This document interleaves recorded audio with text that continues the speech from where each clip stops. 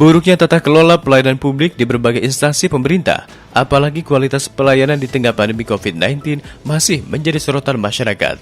Ombudsman RI Perwakilan Provinsi Jambi pun tetap kebanjiran banyaknya laporan masyarakat terkait buruknya berbagai pelayanan di publik itu. Assalamualaikum warahmatullahi wabarakatuh. Salam, Om Swastiastu, Namo Buddhaya, Salam Kebajikan. Halo semuanya, perkenalkan kami dari kelompok 3 Fakultas Hukum Universitas Negeri Semarang. Di sini kami melalui mata kuliah Hukum Otonomi Daerah yang diampu oleh Bapak Dani Murtada.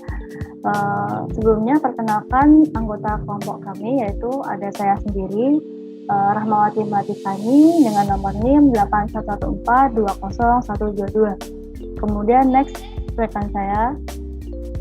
Halo semuanya, perkenalkan nama saya Tiara Pricinta Dewi dengan NIM 8114201121. Halo semuanya, perkenalkan nama saya Sarifah ini, NIM 8114201124. Halo, saya Natasha Fitri Dewanti dengan NIM 8114201123. Perkenalkan, nama saya Muhammad Saman, NIM 8114201118. Baik, selanjutnya di sini kita akan membahas mengenai hukum otonomi daerah, mengenai permasalahan daerah dan solusinya. Seperti yang kita tahu bahwa buruknya pelayanan publik di Indonesia sudah bukan rahasia lagi.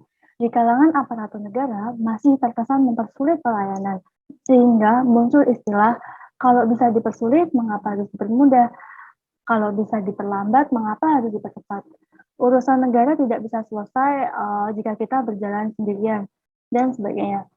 Pola pikir dan pola sikap seperti itu tentu saja tidak sejalan dengan era reformasi saat ini, yakni berbagai upaya untuk memperbaiki keadaan termasuk pelayanan publik. Wilayah perbatasan dan kepulauan merupakan wilayah yang hingga saat ini memiliki keterbatasan yang sangat serius, terutama dalam hal pelayanan publik. Masyarakat setiap waktu selalu menuntut pelayanan publik yang berkualitas dari birokrat. Meskipun tuntutan tersebut sering tidak sesuai dengan harapan, karena selama ini pelayanan publik pada umumnya bercirikan dengan berbelit-belit, lambat, mahal, dan melelahkan. Kecenderungan hal tersebut dikarenakan masyarakat masih diposisikan sebagai pelayan, bukan yang dilayani. Selanjutnya, saya akan menjelaskan jenis-jenis pelayanan publik yang ada di Indonesia. Di Indonesia sendiri ada 3 jenis pelayanan publik. Yang pertama yaitu pelayanan administratif, yang kedua pelayanan barang, dan yang terakhir yaitu pelayanan jasa. Untuk lebih lanjutnya akan saya jelaskan satu persatu mengenai jenis-jenis pelayanan tersebut. Baik, yang pertama saya akan menjelaskan mengenai pelayanan administratif, yaitu jenis pelayanan yang diberikan oleh unit pelayanan berupa pencatatan, penelitian, pengambilan keputusan, dokumentasi, dan kegiatan tata usaha lainnya yang secara keseluruhan menghasilkan produk akhir berupa dokumen. Misalnya nih, seperti sertifikat, izin-izin, rekomendasi, dan lain sebagainya. Yang kedua yaitu pelayanan barang, adalah jenis pelayanan yang diberikan oleh unit pelayanan berupa kegiatan penyediaan dan pengelolaan barang berwujud fisik, termasuk distribusi dan penyampaiannya kepada konsumen secara langsung dalam suatu sistem. Kegiatan tersebut menghasilkan produk akhir berwujud benda fisik, misalnya seperti pelayanan listrik, air bersih, dan pelayanan telepon. Dan yang terakhir, yaitu mengenai pelayanan jasa, adalah jenis pelayanan yang diberikan oleh unit pelayanan berupa sarana dan prasarana, serta penunjangnya. Produk akhirnya berupa jasa yang mendatangkan manfaat bagi penerimanya secara langsung dan habis terpakai dalam jangka waktu tertentu. Misalnya seperti pelayanan perbankan, pelayanan pos, pelayanan pemadam kebakaran, dan lain-lain. Permasalahan pelayan publik tentunya sangat memprihatinkan, di mana pelayan publik sendiri berpengaruh besar terhadap tingkat kesejahteraan masyarakat. Berikut beberapa permasalahan pelayan publik di Indonesia, yaitu kurang responsif, kurang aksesibel, kurang informatif, terlalu birokrasi, serta pemerintah yang kurang memperhatikan saran dan masukan masyarakat. Dikutip dari detiknews.com, salah satu daerah yang memiliki predikat pelayan publik terburuk menurut Ombudsman adalah Makassar, di mana Makassar sendiri memiliki pelayan publik terburuk terkait perizinan. Pelayanan dengan tidak satu pintu akan menimbulkan korupsi bagi para birokrat. Tuntunan masyarakat di era reformasi terhadap pelayanan publik yang berkualitas semakin menguat.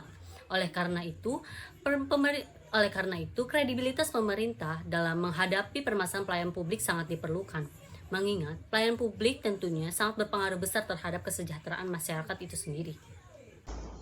Dari sisi mikro, hal-hal yang dapat diajukan untuk mengatasi masalah-masalah tersebut antara lain adalah sebagai berikut. 1. Penetapan standar pelayanan. Standar pelayanan memiliki arti yang sangat penting dalam pelayanan publik. Standar pelayanan merupakan suatu komitmen penyelenggara pelayanan untuk menyediakan pelayanan dengan suatu kualitas tertentu yang ditentukan atas dasar perpaduan harapan-harapan masyarakat dan kemampuan penyelenggara pelayanan. Yang kedua, pengembangan standar operating procedure atau SOP, yaitu untuk memastikan bahwa proses pelayanan dapat berjalan secara konsisten, diperlukan adanya SOP. Dengan adanya SOP, maka proses pengolahan yang dilakukan secara internal dalam unit pelayanan dapat berjalan sesuai dengan acuan yang jelas, sehingga dapat berjalan secara konsisten. Yang ketiga, pengembangan survei kepuasan pelanggan. Untuk menjaga kepuasan masyarakat, maka perlu dikembangkan suatu mekanisme penilaian kepuasan masyarakat atas pelayanan yang telah diberikan oleh penyelenggara. Dalam hal ini adalah penyelenggara pelayanan publik. Dalam konsep manajemen pelayanan, kepuasan pelanggan dapat dicapai apabila produk pelayanan yang diberikan oleh penyedia pelayanan memenuhi kualitas yang diharapkan oleh masyarakat.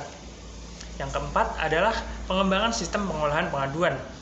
Pengaduan masyarakat merupakan suatu sumber informasi bagi upaya-upaya pihak penyelenggara pelayanan untuk secara konsisten menjaga pelayanan yang dihasilkannya, sehingga tetap sesuai dengan standar yang telah ditetapkan.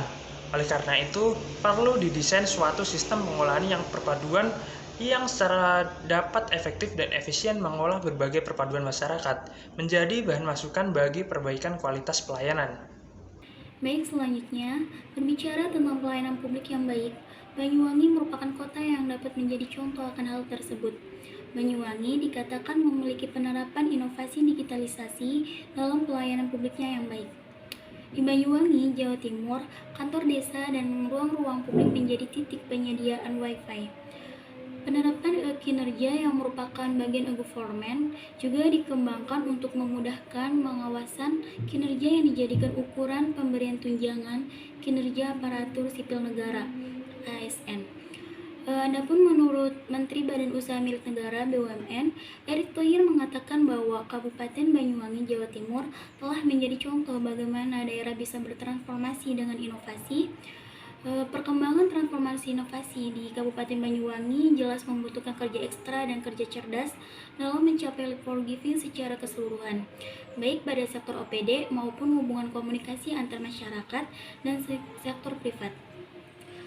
Kolaborasi kreatif antar sektor harus terintegrasi, efektif, efisien, dan aman secara data. Sehingga dari contoh tersebut seharusnya dapat menjadi cerminan atau contoh daerah-daerah yang pelayanan publiknya masih buruk. Oleh karena itu, dapat mengikuti pola yang sama dalam meningkatkan pelayanan publiknya. Cukup sekian dari kelompok kami, kurang dan kurangnya mohon maaf. Wassalamualaikum warahmatullahi wabarakatuh.